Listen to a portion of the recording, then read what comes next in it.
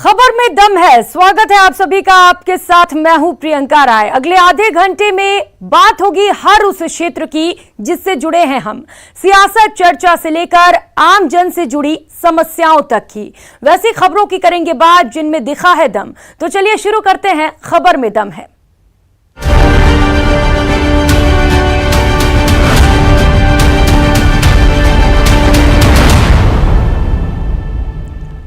राज्यसभा के दंगल को लेकर पूरे हफ्ते सियासी घमासान चलता रहा, लेकिन जब परिणाम आए तो कई समीकरण बदले नजर आए।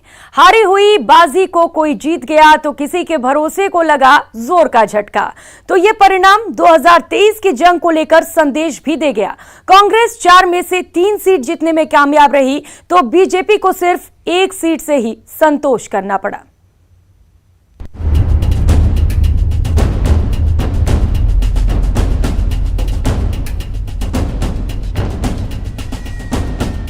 और गणित साफ था कि कांग्रेस के साथ में जो हमारे निर्दलीय साथी थे, बीटीपी के थे, सीपीएम के थे और समाजवादी जी थे। राज्यसभा के रण में पंजे का दम। पर सुनते थे कि जादूगर हैं, पर जादू अशोक गहलोत का चल गया। दंगल में फेल हुआ निर्दलीय दांव। कयास ये लगाए जा रहे थे कि करोड़ों रुपए में ईमान खरीद लिया जाएगा। कयास ये लगाए जा रहे थे कि राजस्थान के स्वाभिमान की मंडी में बोली लगा दी जाएगी। पर आखिर में सत्य की जीत हुई, क्योंकि सत्य को किसी आवरण की आवश्यकता नहीं। करीब 10 दिन तक बाड़ेबंदी और जुबानी जंग के बाद जब राज्यसभा चुनाव का परिणाम सामने आया तो प्रदेश की सियासत में सीएम गहलोत का जलवा बरकरार दिखा। लगभग हार चुकी बाजी और विधायकों की नाराजगी को सीएम ने अपनी कुशल रणनीति से संभाला। अपनों की नाराजगी दूर हुई, विरोधी खेमे में सेंधमारी हुई तो निर्दलीय पर दांव खेलने का विपक्ष का दांव भी बेदम कर दिया। राज्यसभा का रण पूरा हुआ तो बात शुरू हुई 2023 की जंग की। राज्यसभा के रण में दम दिखा चुके सीएम बोले कि जनता ने मन बना लिया है कि सरकार हमारी ही बनेगी। एक संदेश दे रही है प्रदेशवासियों को भी, देशवासियों को भी। मुझे यकीन है कि इस बार जिस प्रकार से गवर्नेंस हुई राजस्थान के लिए, गुड गवर्नेंस हुई है, मुझे उम्मीद है कि इस बार पब्लिक जो है, आम जनता, आम मतदाता, इस बार हमें दोबारा चुनाव जिताएंगे। मुझे पूरा यकीन है इस बार। दरअसल राज्यसभा की 4 सीटों के लिए हुए राजस्थान में चुनाव में कांग्रेस ने 3 सीटों पर जीत हासिल की। बीजेपी के खाते में 1 सीट रही तो हरियाणा से किस्मत आजमाने राजस्थान आए निर्दलीय उम्मीदवार की उम्मीदें परवान नहीं चढ़ सकी। निर्दलीय उम्मीदवार को वो संख्या नहीं मिल सकी जिसके लिए जोड़ तोड़ की जा रही थी और यही बीजेपी की रणनीति पर सवाल खड़े कर गया। उल्टा उनके रणनीतिकारों की रणनीति फेल हो गई।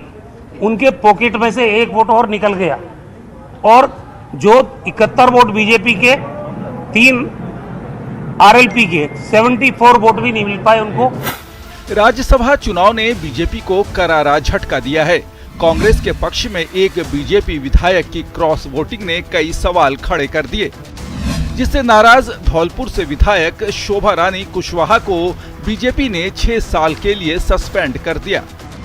वहीं पार्टी ने 7 दिन में शोभा रानी से कारण बताने को कहा है।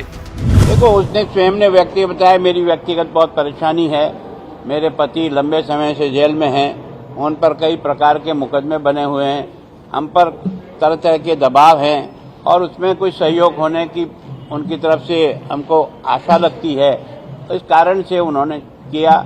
और एक ने जो क्रॉस वोट किया है वो पार्टी के अधिकृत जो हमारे वहाँ एजेंट बैठे थे उन्होंने देखा है और देखने के आधार पर उनको मैंने आज निलंबित कर दिया है। शोभा रानी की क्रॉस वोटिंग पर बीजेपी की चिंता जायज है।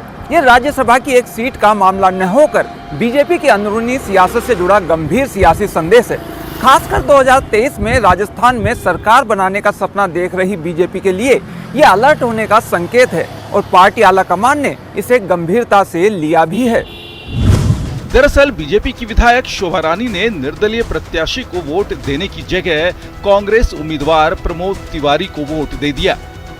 आपको बता दें कि कांग्रेस के दबदबे के बाद भी शोभा रानी ही एकमात्र विधायक हैं जिन्होंने पिछले चुनाव में पूरे भरतपुर संभाग में से बीजेपी के लिए धौलपुर से एक सीट निकाली थी।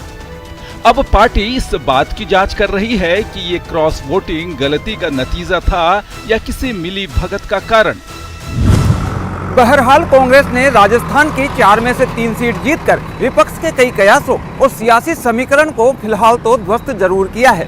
कांग्रेस और उनके समर्थकों में टूट की उम्मीद रख रही बीजेपी अपना घर ही सुरक्षित नहीं रख सकी। ये पार्टी के लिए बड़ा झटका है तो 2023 की जंग से पहले पार्टी के लिए एक सियासी सबक भी है। कैमरामैन यासीन अंसारी के साथ दिनेश शर्मा, न्यूज़ 18, जयपुर। राजस्थान की कानून व्यवस्था पर विदेश से आई एक धमकी ने सवाल खड़े कर दिए हैं। सीधे तौर पर फिरौती के लिए आई ये धमकी किसी और को नहीं बल्कि गहलोत सरकार के एक मंत्री को दी गई है। मंत्री के मोबाइल पर उनके परिवार की जान को खतरा बताते हुए 70 लाख रुपए की डिमांड की गई। अब पुलिस धमकी देने वाले का रिकॉर्ड खंगाल रही है।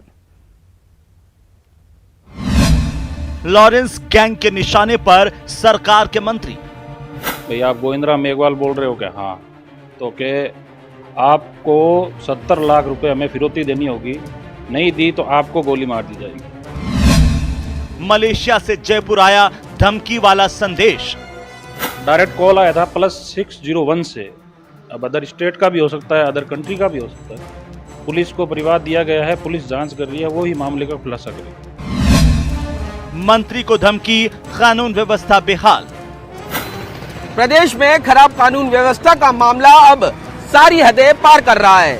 सवाल है कि जब प्रदेश सरकार के मंत्री को खुलेआम धमकी मिले तो आम जनता को सुरक्षा कौन देगा? मंत्री मेघवाल को धमकी मामले में पुलिस एक्शन में तो है, लेकिन सवाल है कि क्या सचमुच राजस्थान में अपराधियों पर पुलिस का डर बरकरार है? अगर ऐसा होता तो सरकार में शामिल किसी मंत्री को अपराधी धमकी देने की हिम्मत नहीं कर पाते। सरकार के आपदा प्रबंधन मंत्री पर आई इस आफत से कानून व्यवस्था पर सवाल उठ रहे हैं, लेकिन सबसे पहले आपको बताते हैं कि आखिर क्या है मामला। दरअसल जब गहलोत सरकार के कैबिनेट मंत्री गोविंद मेघवाल कांग्रेस की बाड़ाबंदी के दौरान उदयपुर में थे, तब उनके मोबाइल पर धमकी भरा संदेश मिला। मंत्री मेघवाल को यह धमकी कथित रूप से सोपू गैंग ने दी है। सोपू गैंग ने मंत्री से 70 लाख रुपए की मांग की। गोविंद मेघवाल के मोबाइल पर पहले मलेशिया से व्हाट्सएप कॉल आया, फिर धमकी भरा कॉल आया जिसके मुताबिक अगर पैसे नहीं दिए तो परिवार की जिंदगी पर खतरा होने की बात कही गई। हालांकि तुरंत एसओजी, बीकानेर पुलिस और साइबर सेल ने जांच शुरू की। पुलिस की जांच में मलेशिया में रहने वाले सुनील बिश्नोई का नाम सामने आया है, जो कि खाजूवाला का रहने वाला बताया गया है। सारे तथ्यों के एनालिसिस के बाद हम इस निष्कर्ष पे पहुंचे हैं कि जो धमकी देने वाला है इसके और कोई नहीं बल्कि सेठी राम है उर्फ सुनील कुमार बिश्नोई है। ये 10 BD खाजूवाला बीकानेर के रहने वाले। धमकी के बाद मंत्री मेघवाल की सुरक्षा बढ़ा दी गई। हालांकि गोविंद मेघवाल ने साफ शब्दों में अपराधियों का डटकर मुकाबला करने की बात कही है। उन्होंने राजस्थान पुलिस पर भी भरोसा जताया। ये सोपू ग्रुप है। अब उसकी पूरी डिटेल तो आईजी साहब ने शायद प्रेस कॉन्फ्रेंस में बताई है, अभी मुझे जानकारी पूरी नहीं मिली है, लेकिन मैं यही कहूँगा कि अपराधी चाहे कोई कितना ही बड़े से बड़ा हो, उसके आगे हम लोग नहीं झुकेंगे। और इनके डर के हम तो क्या, मेरे क्षेत्र में मेरी जानकारी में भी अगर पूरे राजस्थान में कहीं बात आएगी कि फिरौती के नाम पे धमकाया जा रहा है तो उस अपराधी को कानून के तहत जेलों में बंद करवाया जाएगा, उनके खिलाफ सख्त कार्रवाई कराएंगे। लोग आज़ादी की लड़ाई लड़े, उस टाइम नहीं झुके, तो हम उनसे प्रेरणा लेकर चलने वाले लोग हैं। हम लोग इन धमकियों से डरने वाले लोग नहीं हैं और हम चाहते हैं कि कोई भी आदमी अपराध करे उसके खिलाफ कड़ी से कड़ी कानून कार्रवाई होनी चाहिए। मंत्री जी भले ही पुलिस पर भरोसा जता रहे हों, लेकिन कानून व्यवस्था पर सवाल उठना तो लाजमी है और बीजेपी इसी बहाने राज्य सरकार को घेर रही है। बीजेपी का आरोप है कि आम आदमी का जीना दूभर हो गया है। जहां पर एक मंत्री को स्पष्ट रूप से धमकी दी जाती है कि आप तो सुरक्षा लेकर घूम रहे हो, लेकिन आपके बच्चे आपके परिवार बिना सुरक्षा के घूम रहा है और आपको पैसे देने पड़ेंगे, तो निश्चित रूप से राजस्थान के हालात किस और बढ़ रहे हैं। आपको बता दें कि लॉरेंस गैंग के संगठन student organization of Punjab university यानी सौपू के नाम पर काफी दहशत है। कई हाई प्रोफाइल मामलों में नाम आने के बाद से इस धमकी को पुलिस हल्के में नहीं ले रही। मंत्री गोविंद मेघवाल और उनके परिवार की सुरक्षा बढ़ा दी गई है। पंजाबी सिंगर की हत्या से लेकर बॉलीवुड स्टार सलमान खान को धमकी देकर लॉरेंस गैंग सुर्खियां बटोर चुका है, लेकिन पहली बार सत्ता में बैठे किसी सरकार के मंत्री को इस तरह से खुली धमकी मिली है।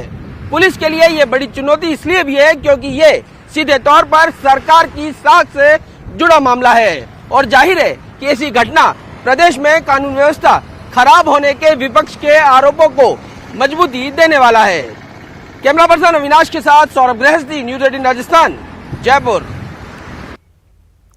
ये खबर सभी मम्मी पापा को अलर्ट करने वाली है। क्या आपको पता है मोबाइल के जरिए आपका बच्चा बर्बादी की ओर जा रहा है?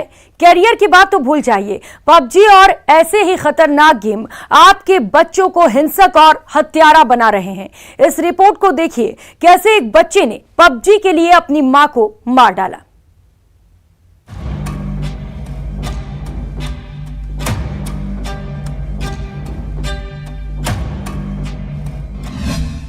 मम्मी पापा हो जाएं सावधान।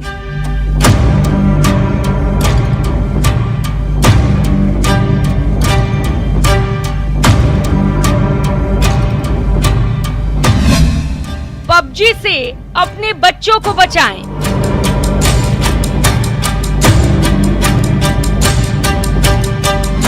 हिंसक बना रहा है मोबाइल एडिक्शन।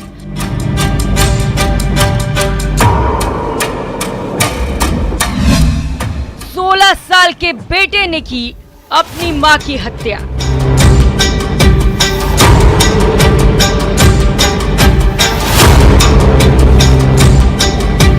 बावजूद उसके वो पढ़ाई पर ध्यान नहीं दे रहा था। बताते हैं रविवार रात भी मां ने उसको डांटा, जिससे झल्ला कर उसने मां की हत्या कर दी।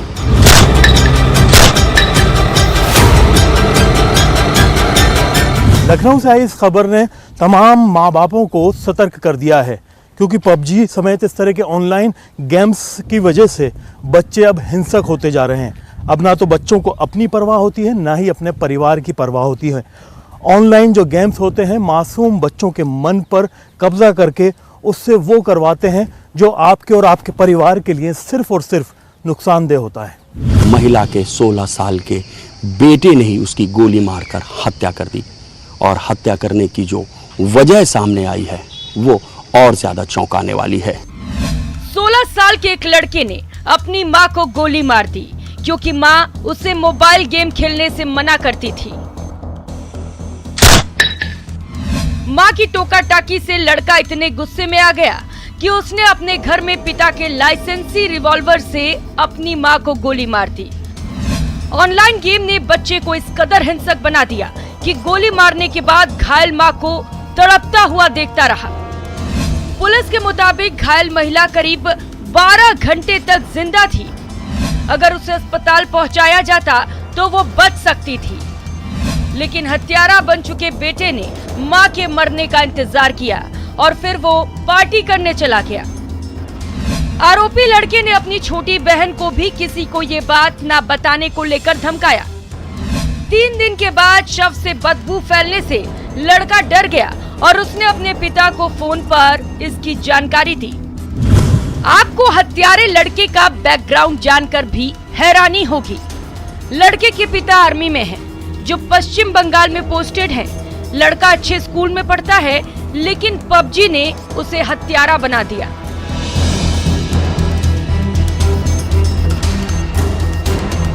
वारदात को वो 2 दिन तक छिपाए रहा।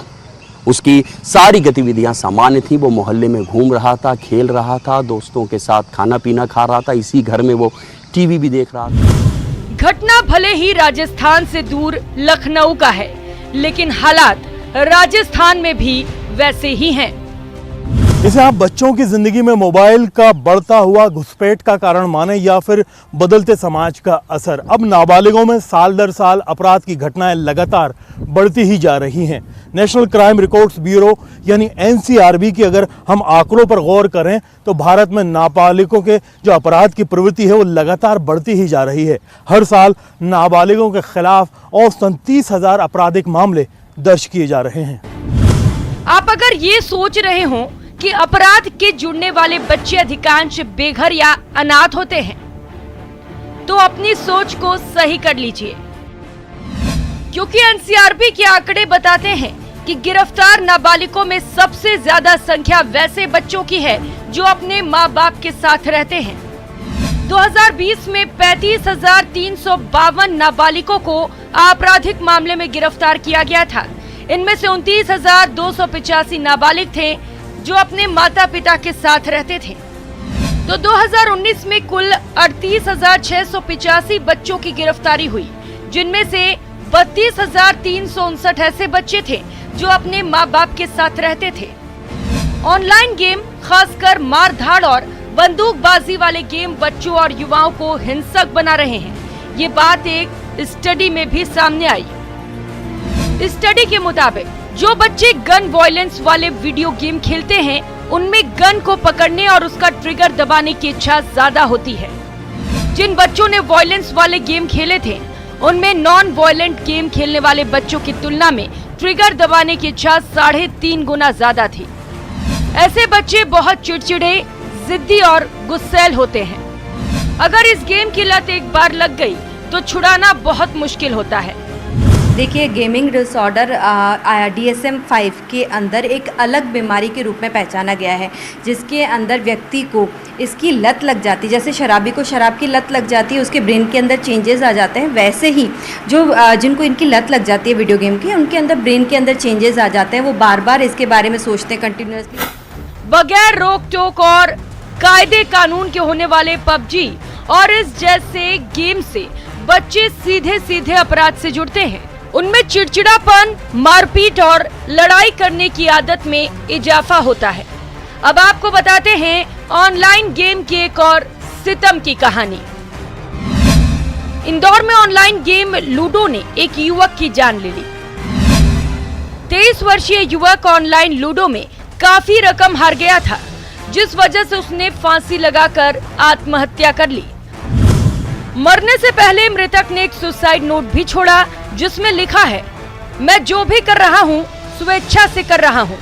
मैंने गेम में पैसे हारे हैं, इस वजह से ये कदम उठा रहा हूँ। उसमें लिखा कि मैं अपनी स्वेच्छा से जान दे रहा हूँ। मैं गेम में पैसे हार गया था तो बहुत परेशान था, इसलिए मैं। उसके कमरे से एक सुसाइड नोट भी मिला है, जिसमें उसने कुछ गेम में हारने की वजह से सुसाइड करना बताया। यानी ऑनलाइन गेम जिस भी हालत में हो, आपको और आपके परिवार को बर्बाद कर रहा है। लेकिन मोबाइल एडिक्शन ऐसा ही है कि किसी को इसका अंदाजा भी नहीं लगता कि वो बर्बादी की ओर जा रहा है। जुए के अंदर व्यक्ति को और गैम्बलिंग के अंदर पैथोलॉजिकल गैम्बलिंग एक कंडीशन होती है, जिसमें व्यक्ति जानते हुए कि वो गलत कर रहा है, फिर भी उस चीज़ को रेजिस्ट नहीं कर पाता उस टेम्पटेशन को, और उस टेम्पटेशन की वजह से वो ज़्यादा से ज़्यादा ग्रसित होकर के और नुकसान पे नुकसान उठाता चला जाता है। समाज के बदले ताने बाने ने भी आम लोगों की ज़िंदगी में मोबाइल एडिक्शन को बढ़ावा दिया है। मोबाइल पर मिलने वाली ऑनलाइन दुनिया आपको सुनहरे सपने दिखाती है, जिसका हकीकत से भले ही कोई नाता ना हो, लेकिन जिसके छिन जाने के डर से बच्चे हिंसक होने लगते हैं। अब इन हालात के अंदर वो या तो खुद को नुकसान पहुंचा लेते हैं या फिर दूसरे की बर्बादी तय कर देते हैं। अगर आपको अपने बच्चों को बचाना है तो ज़रूरी है कि उनको बेहतर परवरिश दें और इस तरह के मोबाइल एडिक्शन से उनको दूर रखें। कैमरा पर्सन यासीन के साथ में अरबाज अहमद, न्यूज़ 18 के लिए जयपुर से। अगली खबर सोशल मीडिया के स्याह हकीकत की, जहां कोटा में डॉक्टर बनने की सपना देख रही एक लड़की एक खतरनाक शिकारी के जाल में फंस गई और सोशल मीडिया की आभासी दुनिया से निकलने की छटपटाहट उसकी मौत का कारण बना।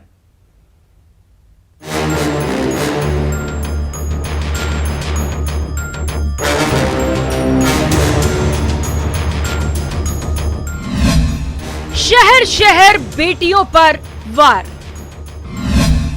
सोशल मीडिया फ्रेंड बना हत्यारा।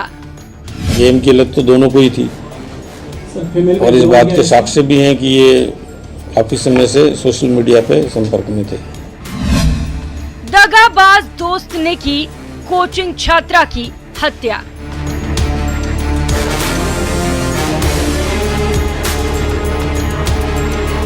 सोशल मीडिया पर सिमरती दुनिया एक और बेटी के लिए काल साबित हुई है। डॉक्टर बनने का सपना संजोए नीट की तैयारी करने के लिए कोटा पहुंची एक छात्रा सोशल मीडिया पर दोस्ती तलाशते हुए एक ऐसे दगाबाज के संपर्क में आ गई जो उसके सपने और जिंदगी दोनों का दुश्मन बन गया। इग्नोर होने के डर से उसी के सोशल मीडिया फ्रेंड ने खत्म कर दी उसकी जीवन लीला। शुरुआती दौर में तो लड़की से इसके सोशल मीडिया पे संपर्क थे, बातचीत होती रहती थी, लेकिन जब लड़की यहाँ मेडिकल की पढ़ाई करने आ गई और उसमें अध्ययन के प्रति गंभीरता का भाव जागृत हुआ और उसने ये मानते हुए कि मुझे इन सब बातों से दूर हटके अब पढ़ाई में ध्यान केंद्रित करना चाहिए, इसलिए उसने ब्रेक कर दिया। वो डॉक्टर बनने के सपने देख रही थी। सोशल मीडिया पर उसकी दोस्ती गुजरात के एक लड़के से हुई। वो जिस लड़के को अपना दोस्त मान रही थी वो सोशल मीडिया का वो खतरनाक शिकारी निकला जिसका काम आभासी दुनिया में टीनेज लड़की को प्यार में फंसाना था। वो इसमें सफल भी रहा, लेकिन लड़की को अपनी जिम्मेदारी का एहसास हुआ। वो अलग होने की कोशिश करती, इसके पहले ही उसकी हत्या हो गई। और उसी से इरिटेट होके इसका तो ये कथन है कि मैं उसके सामने सुसाइड करने आया था, लेकिन बाद में दोनों ने मिलकर के और हमने घूमने का प्लान बनाया और वहाँ इसने जाकर के कि ये मेरी नहीं हो सकती तो मैं दूसरे की नहीं होने दूंगा, इस आधार पर इसने उसकी हत्या कर दी। कोटा के राजीव गांधी नगर के एक हॉस्टल में रहकर मेडिकल एंट्रेंस की तैयारी करने वाली ये छात्रा 6 जून की सुबह वे कोचिंग जाने की बात कहकर हॉस्टल से निकली थी। उसके बाद उसका पता नहीं चला। वो कोचिंग भी गई थी लेकिन हॉस्टल नहीं लौटी। इसके बाद छात्रा की लापता होने की रिपोर्ट जवाहर नगर थाने में दर्ज करवाई गई। पुलिस ने छात्रा की तलाश शुरू की और जंगल को खंगालने के बाद उसका शव मिला। पुलिस ने शक के आधार पर उस युवक की जांच शुरू की जिसके साथ वो अंतिम बार देखी गई थी। पुलिस का शक सही निकला और गुजरात के गांधीनगर का रहने वाला उसका दोस्त ही कातिल निकला। पुलिस की जांच में जो बात सामने आई उसके मुताबिक लड़की के इग्नोर करने से नाराज होकर उसका दोस्त 4 जून को गुजरात से कोटा आने के बाद उससे मिला था।